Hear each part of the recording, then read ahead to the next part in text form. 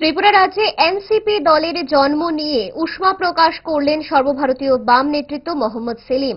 তৃণমূলকে কোম্পানি কটাক্ষ করে অভিষেক বন্দ্যোপাধ্যায়ের তুমুল সমালোচনা করেছেন মোহাম্মদ সেলিম। কি বলেছেন মোহাম্মদ সেলিম দেখুন। ওখানে যারা পশ্চিমবঙ্গের রাজনীতি খবর রাখে তারা বুঝতে পারছে, কিন্তু এটা ভালো লাগলো যে আপনার প্রশ্নের মধ্যে বিক্ষুব্ধ শব্দটা উচ্চারণ করলেন না। তো বাংলার মিডিয়াতে রাখে এবং ন্যাশনাল মিডিয়া বিদ্রোহী করে দিচ্ছে। বিদ্রোহী কিসে হয়? সরকারের দালালি দেওয়াকে বিদ্রোহ বলে?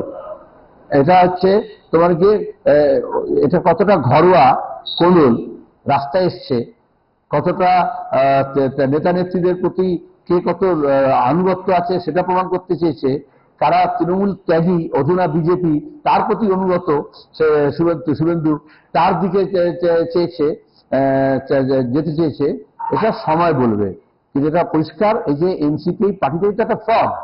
এই যে অভিষেকের ক্ষেত্রে আমাদের অভিযোগ ছিল যে সেল কোম্পানি, নানা রকমের কোম্পানি সেল কোম্পানি তৈরি করে, স্লিপিং পার্টনার থাকে, আর মুনাফা সেগুলোকে সব বুক করা হয়, যত ইল গটেন মানি। তো এরকম সে যেরকম কোম্পানির ক্ষেত্রে হয়, মার্জার হয়, অ্যাকুইজিশন হয়, এরকম আমরা দেখলাম যে পলিটিক্যাল পার্টিও আরএসএস এরকম বেশ কয়েকটা পার্টি বানিয়ে রেখে দিয়েছে। বাংলাদেশে আমরা দেখেছিলাম এরকমই এনসিপিআই তৈরি হয়েছিল, আবার এখানে দেখলাম এরকম এনসিপিআই তৈরি হয়েছে। এগুলো প্ল্যাটফর্ম, এখান থেকে বিজেপির উদ্দেশ্যে গাড়ি ছাড়বে তার আগে এটা একটা প্ল্যাটফর্ম তৈরি করেছে।